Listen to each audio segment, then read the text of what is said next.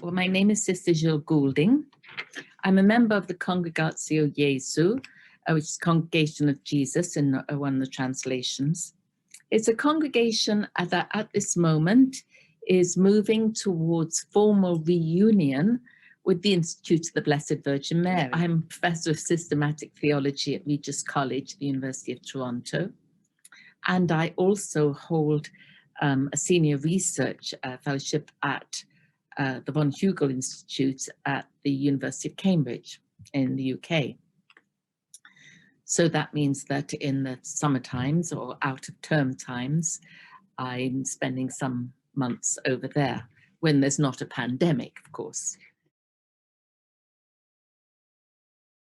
I was involved in ecumenism from an early age, as some of my wider family were members of Protestant traditions, and latterly one member of my family became a Buddhist. So there's an interfaith dimension as well, which is kind of interesting in itself. As a young person, I used to join at home, I used to join what was called the Good Friday Walk, which was an ecumenical walk of witness by all the Christian denominations on a Good Friday morning, which of course was fitted in well because our Good Friday service was 3 o'clock. So it just became part of the reality of my involvement with other churches. And also too, we had quite a sort of, I should say, a vibrant local council of churches which organised Bible studies in Lent, which I went to. On one occasion, a member of a Protestant denomination was quite surprised that I was there was a Catholic, because they didn't associate Catholic and the Bible, knowing anything about the Bible, you see. So these sorts of things gave me more of a sense of beginning to have a feel for the different denominations. And also too, we had the Week of Prayer for Christian Unity. And then what was, I think, originally a Women's World Day of Prayer, which over the years then became just the World Day of Prayer, as it were. So there was a sense of quite a substantial involvement.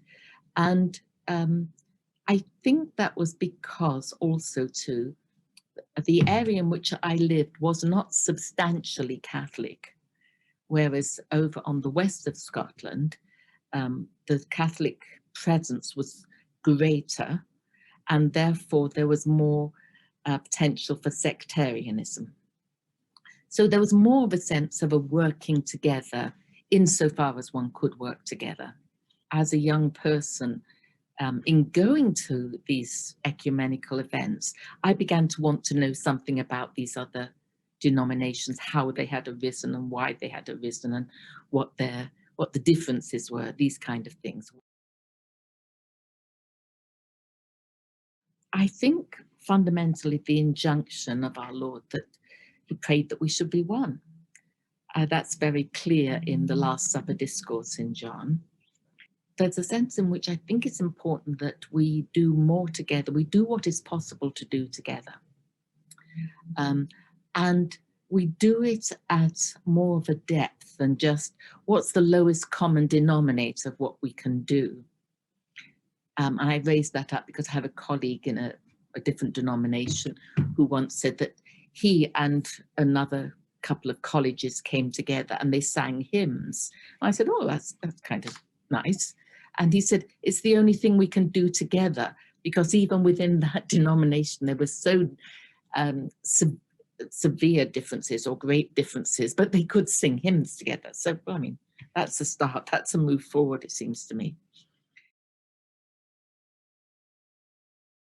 As a religious, I think that injunction of Jesus, that we should be one, is something that is important to sit more firmly within us.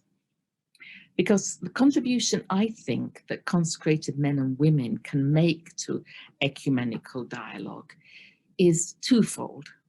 One is, I think I would feel for myself that there's a sense in which I have an obligation to be more aware of the different denominations. What nowadays that they would call receptive ecumenism. I think that's important, that we do have a feel for the wholeness of other denominations. At the university where I work, I have taught for a number of years with a colleague from Wycliffe. We teach a course on Bath and Balthasar. And that is very interesting to bring together. I teach students very often from other denominational colleges, and particularly those of Wycliffe and Regis seem to get on well together. And so Wycliffe is an evangelical Protestant Anglican scenario.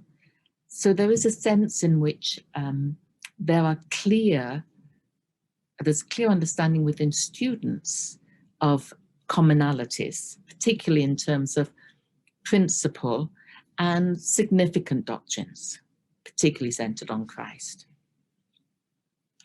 I think myself that there's a sense in which a number of religious are involved in the ecumenical dialogues at different levels, both local, national, and international. It seems to me when I spoke about the twofold possibilities, one is raising our own awareness, and secondly is to help to our communities, and that can be our local community, our local parish community, and whatever other communities we're involved in, just to help to raise awareness that actually ecumenism isn't just something for people who are appointed by bishops to do and go and talk to other people, but actually it's substantial to who we are.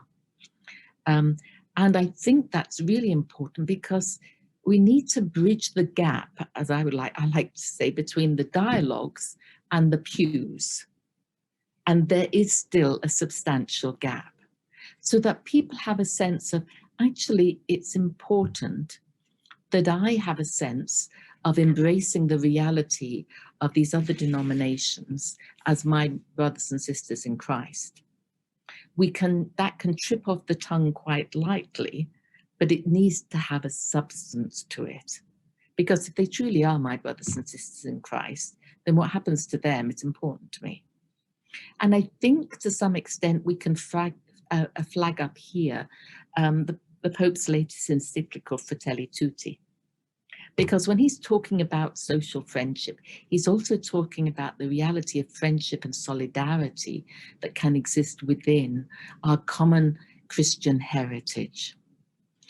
And it seems to me that a key principle that might be helpful here, and if I may borrow from my own heritage, the Ignatian heritage, St. Ignatius speaks about, at the beginning of his spiritual exercises, he speaks about a certain presupposition.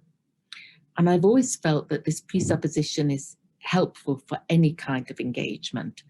But if we think about it in terms of the ecumenical encounters, he's basically saying, in any dialogue with someone else, any encounter, if I come to that with a sense of the other person is trying to say something that is good, then my responsibility is to be open to the good the other is trying to say. And that is a very positive way to come to an engagement, rather than, well, I'm coming to this engagement knowing that they're wrong, whatever that means, and that I need to help them to see from my position what I think is right. That's not helpful. But that kind of a positive encounter that is looking for the good in the other is also, it seems to me, looking at where the Lord might be flagging up for me a new understanding, even of my own faith and tradition, in and through what somebody else is saying. So those are the reasons why I think the ecumenical encounters are really important. And I think that's all I've got down.